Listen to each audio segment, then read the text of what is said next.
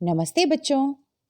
हमारे पूरक पाठ्य पुस्तक बाल रामायण से आज हम एक नया अध्याय देखने वाले हैं। हम बाल रामायण से 2 वरदान पाठ आज देखने वाले हैं। उससे पहले ये देखेंगे कि पहले 2 पाठ में पढ़ा क्या है। क्या क्या पढ़ा है? अयोध्या नगरी, दशरथ, पुत्रोष्टि यज्ञ, राम लक्ष्मण भरत शत्रुघ्न के जन्म, राम लक्ष्मण विश्वामित्र के साथ उनके यज्ञ की रक्षा के लिए जाकर ताड़का सुबाहु का वध करना, वहां से जाकर जनकपुर में शिवधनुष तोड़ना और चारों भाइयों का विवाह के बाद अयोध्या लौटने तक हमारी रामायण पहुंची है ना।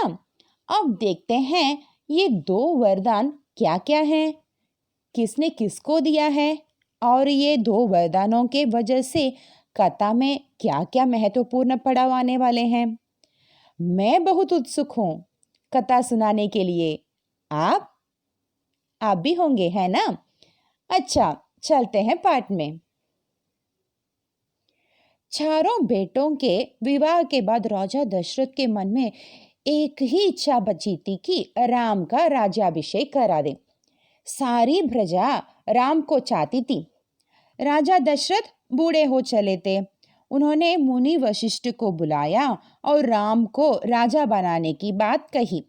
उसके बाद दरबार में राम को राजा बनाने की घोषणा की गई। सभा ने राजा दशरथ के उस प्रस्ताव का स्वागत किया। चारों ओर राम की जय जयकार होने लगी। राजा दशरथ को ये जानकर काफी संतोष हुआ कि प्रजा राम को राजा बनाए जाने की काफी खुश है।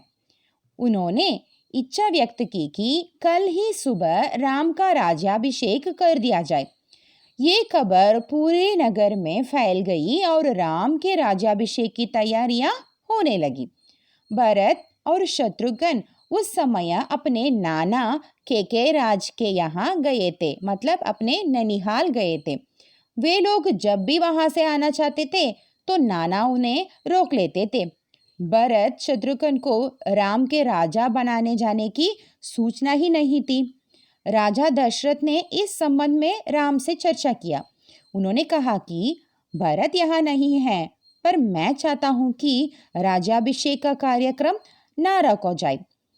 प्रजा ने तुम्हें अपना राजा चुना है, तुम राजधर्म का पालन करना। मंत्रा। कैकेयी की दासी थी।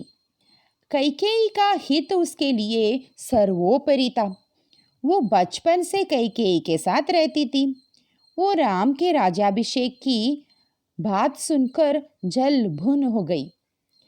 उसे राम का राज्याभिषेक कैकेयी के विरुद्ध एक षड्यंत्र लगा।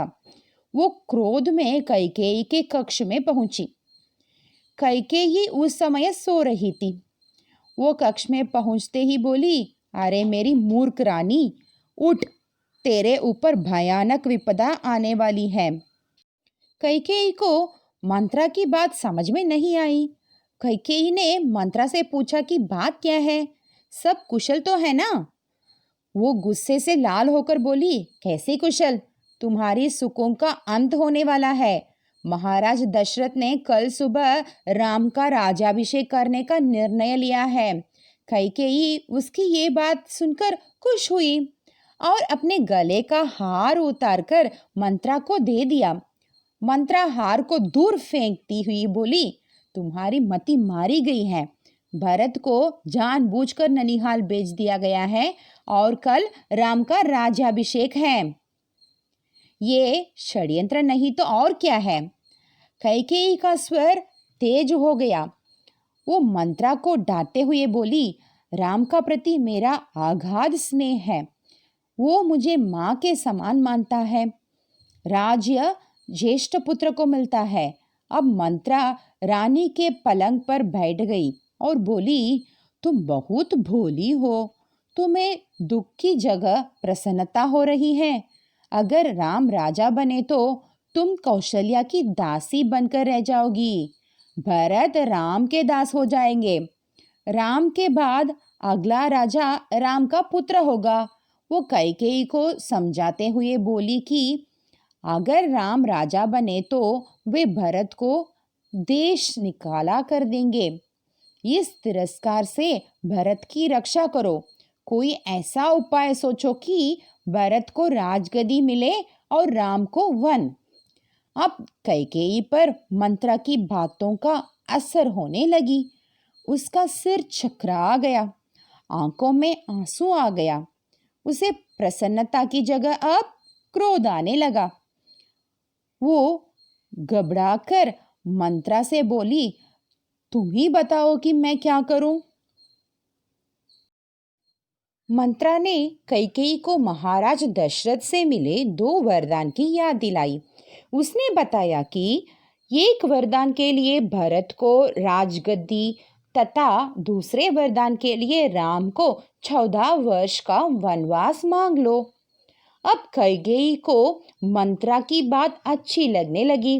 कैकेयी गुस्से से आकर कोप भवन में चली गई। महाराज दशरथ को रानियों की याद आई। वे तुरंत रनिवास में पहुंचे। सबसे पहले वे कैकेयी के कक्ष की ओर गए, किंतु कैकेयी अपने कक्ष में नहीं थी। प्रतिहारी से पता चला कि कैकेयी कोप भवन में है। ये सुनकर महाराज दशरथ को चिंता होने लगी। वे तुरंत कोप भवन में पहुंचे तो वहां का दृश्य देखकर हैरान रह गए। उन्हें कुछ समझ में नहीं आ रहा था। महाराज दशरथ ने कैकेयी से पूछा कि तुम्हें क्या दुख है? तुम अस्वस्थ हो? राज्य वैद्य को बुलाया जाए? पर कोई उत्तर नहीं था।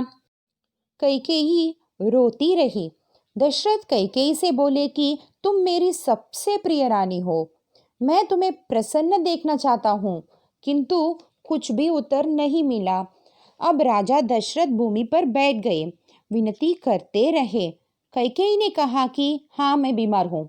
मैं अपनी बीमारी के बारे में आपको बताऊंगी, लेकिन पहले आप मुझे एक वचन दें कि जो मांगू उसे पूरा करेंगे। राजा ने तत्काल हाँ बोले। उन्हें राम की सौगंध खाकर वचन पूरा करने को कहा। राजा दशरथ ने राम की सौगंध ली तो कैकेयी उठकर बैठ गई और बोली, आप मुझे उन 2 वरदान को दें जो वर्षों पहले आपने रणभूमि में देने का संकल्प लिया था। मेरा पहला वरदान भरत को राजगद्दी तथा दूसरा वरदान राम को 14 वर्ष का वनवास। राजा दशरथ का चेहरा सफेद पड़ गया। वे अवाक रह गए। उनका सिर चकराने लगा और मूर्छित होकर गिर पड़े। कुछ देर में राजा को होश आया।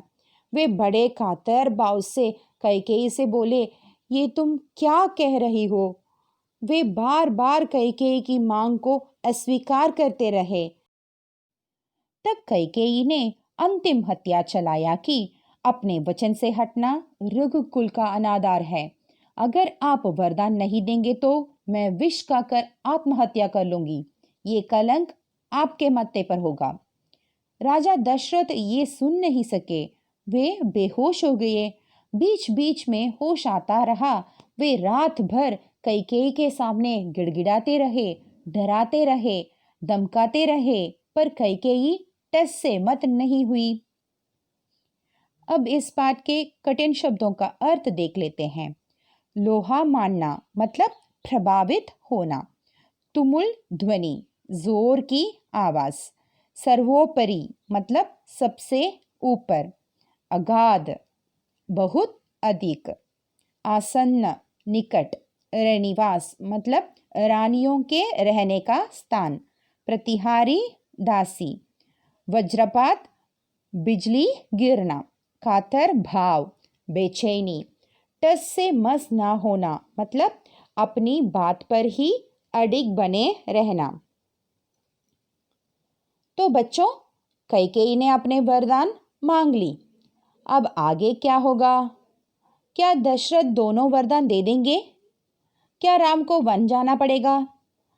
और राजा बनेगा कौन? ये सब प्रश्नों का उत्तर आपको अगले पाठ में ही मिलेगा।